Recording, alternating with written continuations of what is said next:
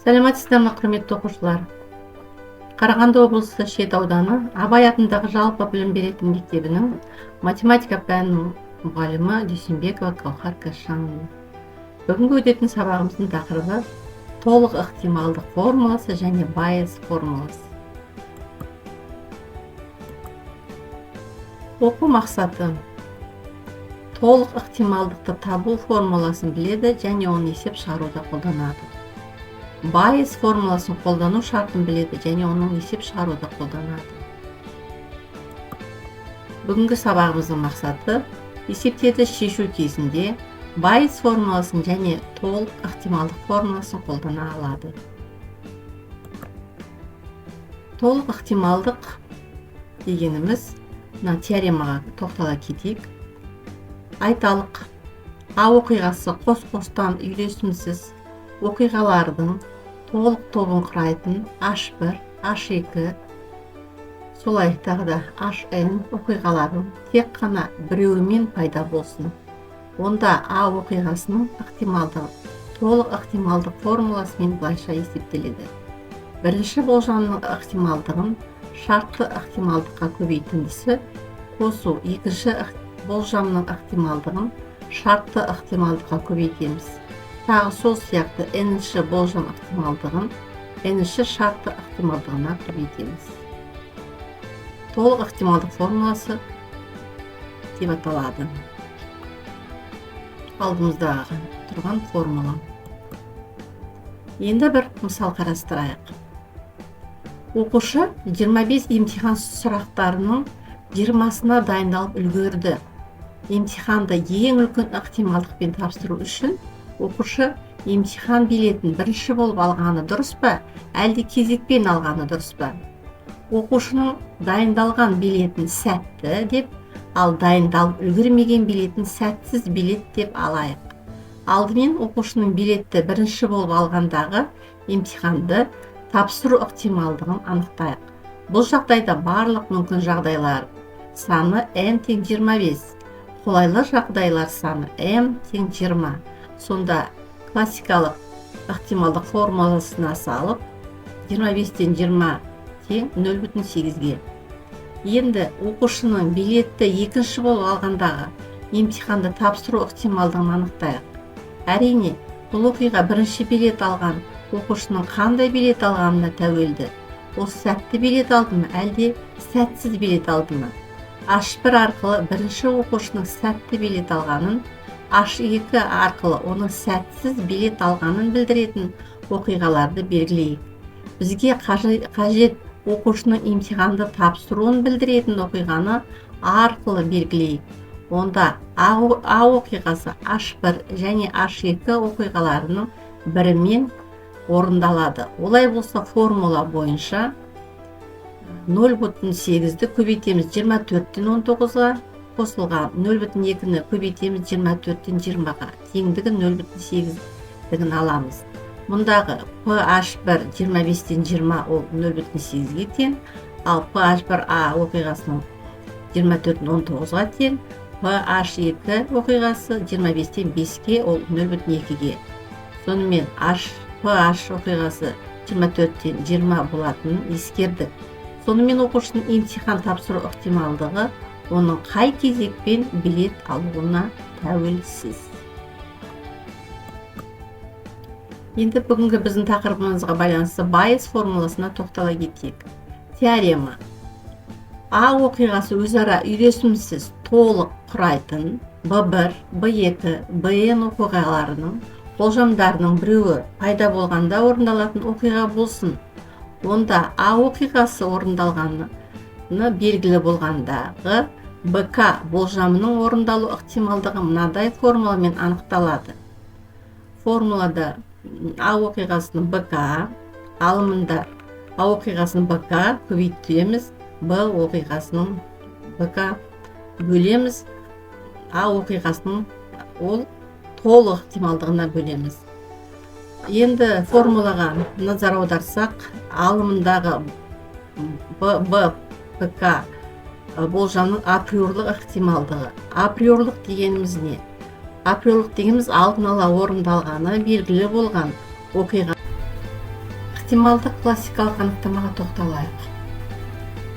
А кездейсоқ оқиғасының ықтималдығы деп Аға қолайлы нәтижелер санының барлық мүмкін нәтижелер барлық элементар оқиғалар санына қатынасын айтады және оны ПА арқылы белгілейді. Бұған тоқталып тұрған себебіміз қазір есеп шығарылғанда қолданамыз. Енді есепке мысалдарға тоқталайық. Мектеп оқушыларының 60% қыз балалар, театрға қыз балалардың 80% және ұл балалардың 75% билет сатып алды. Мұғалімдер бөлмесіне жоғалтылған билет әкелінді. Бұл билетті жоғалтып алған баланың ер бала болу ықтималдығын табыңдар. Енді бұл есепті біз ағаш әдісіне салайық. Бұл әдістің мақсаты біздің білім алушылардың көптеген толық ықтималдық формулалары мен есептер шығару барысында көптеген қиындықтар туындайды.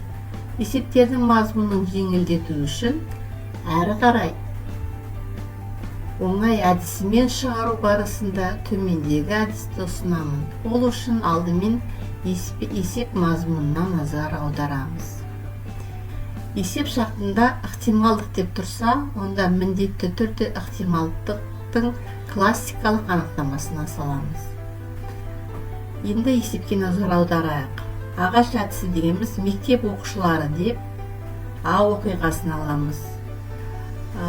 Мектеп оқушылары қыз балалар және ер балаларға бөлінеді. Қыз балалардың 60% билет алған болса, онда 40% ер балалар билет алған болады. Қыз балалардың 80% билет алса, онда билет жоқ қыз балалар 0,2% болады. Бұл балаларды 75% билет сатып алды деп тұр берілгенде, онда билеті жоқ ер балалар 0,25-ге тең болады. Есепті ағаш әдісіне берілген сандарды енгізіп алайық. А оқиғасы ретінде біз қыз балалар мен ер балалардан тараған мектеп оқушыларын қарастырамыз. Айта кететінім, ер балалар мен қыз балалардың ықтималдықтарының қосындысы бірге тең. Осы жерде ескеретін бір жағдай, бір тармақшадан бірнеше тармақшаға тараған ықтималдықтардың қосындысы әрқашан бірге тең. Ықтималдықтың классикалық анықтамасына керекті ақпаратымызды салайық. Алдымызда айтып кеткеніміздей, М дегеніміз ол бөлімінде толық ықтималдық, 0,6-ны көбейтеміз 0,8-ге, қосу 0,4-ті көбейтеміз 0,75-ге. Бұл жерде толық ықтималдықты көрсетті. М дегеніміз шартты, 0,4-ті көбейтеміз 0,75-ге. Бұл жерде ер балалардың билет алғандығы туралы айтылып тұр. Формулаға салып есептейтін болсақ, онда жауабы 13-тен 5-ге тең. Енді бүгінгі тақырыбымызға қайта оралып, толық ықтималдық формуласымен тығыз байланысты болатын формула Байес.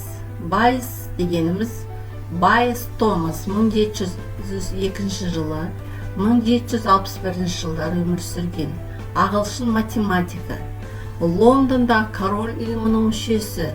Байес формуласы ықтималдықтарды көбейту теоремасы мен толық ықтималдылық формуласының салдары болып келеді. Егер оқиғасы толық топ құратын бірікпейтін оқиғалардың, болжаулардың, гипотезалардың біреуімен пайда болатын болса, онда әрбір болжаудың шартты ықтималдығы үшін деп берілген. Тағы бір есепті қарастыра кетейік. Екі қораптың біріншісінде 7 қызыл және 3 жасыл шар, екіншісінде 4 қызыл мен 6 жасыл шар бар. Кездейсоқ таңдалған қораптан бір шар алынды. Алынған шар жасыл түсті болып шықты. Алынған шар бірінші қораптан болуының ықтималдығын табыңыз. Алынған шар бірінші қораптан болуының ықтималдығын табыңыз дейді. Енді көз алдымызға елестетейік. Біз қараңғы бөлмеге кірдік. Сол қараңғы бөлмеде 2 жәшік тұр. Бірінші жәшікте 7 қызыл, 3 жасыл шар бар. Екінші жәшікте немесе қорапта 4 қызыл мен 6 жасыл шар бар. Біз қай жәшіктен немесе қораптан алатынымыз белгісіз. Енді ықтималдық 2 шар болғандықтан әр жәшіктің ықтималдығы 2-ден 1 болады. Бірінші жәшікте 10 шар, оның 10-нан 3 ықтималдығы болады. Себебі бізге жасыл шар туралы шарт қойылып тұр. Екінші жәшікке де немесе қорапта 2-ден 1 ықтималдығы айттым. Ол жерде де 10 шар бар, 6 жасыл шар болғандықтан оның ықтималдығы 10-нан 6 шар болады.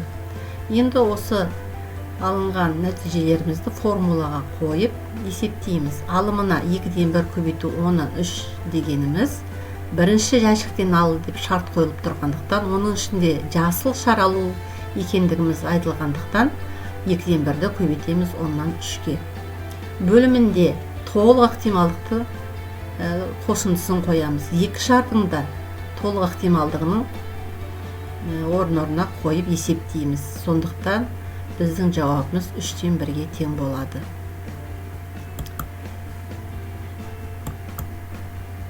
Сабағымыздың аяғына қарай сәйкестендіру тапсырмасын орындап жіберейік. Бізге 3 формула беріліп тұр. Соны сәйкестендіре отырып, әр формуланың өзінің қай формулаға жататынын табуымыз керек. Сіздерге уақыт берейін. Уақыт кетті.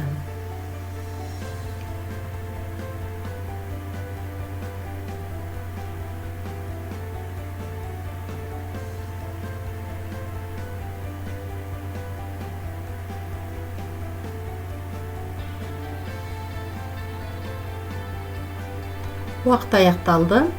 Енді жауабымызды тексерейік. Бірінші 1b, екінші формула 2v байыз формуласы, үшінші a оқиғаның толық ықтималдығының формуласы. Рахмет. Үй тапсырмасы. Байыз формуласына есеп. 30 атқыштың 12-сі нысанаға тигізу ықтималдығы 0,6. 8 атқыштың нысанаға тигізу ықтималдығы 0,5 және 10 атқыштың нысанаға тигізу ықтималдығы 0,7. Кездейсоқ алынған атқыш оқ атып нысанаға тигізді. Бұл атқыш топтардың қайсысына жату ықтималдығы жоғары? Байыз формуласымен шығарасыздар бұл есепті. Келесі тапсырма. 3 дорбаның әр қайсында 6 ақ және 4 қызыл түсті асықтар бар. Бірінші дорбадан кездейсоқ бір асық алынып, екінші дорбаға салынды. Сонан соң екінші дорбадан кездейсоқ бір асық алынып, үшінші дорбаға салынды. Соңында үшінші дорбадан кездейсоқ алынған асықтың қызыл түсті болу ықтималдығы қандай? Бұл жерде 3 дорбаға саласыздар. Әр қайсында деген сөзге мән береміз. 3 дорбада да, бірінші дорбада да 6 ақ және 4 қызыл түсті болады. Екінші дорбада да 6 ақ, 4 қызыл түсті асықтар болады. Және үшінші дорбада да 6 ақ, 4 қызыл түсті асықтар болады. Сонда бірінші дорбадан кездейсоқ бір асық алып, екінші дорбаға саласыздар. Сонан соң екінші дорбадан кездейсоқ тағы бір асық алынып, үшінші дорбаға саласыздар. Сонда үшінші дорбадан кездейсоқ асықтың қызыл түсті болу ықтималдығы қандай? Сонда алымына сіздер қызыл түсті қандай ықтималдықта болғанын анықтап, формулаға қойғанда соған мән беріңіздер.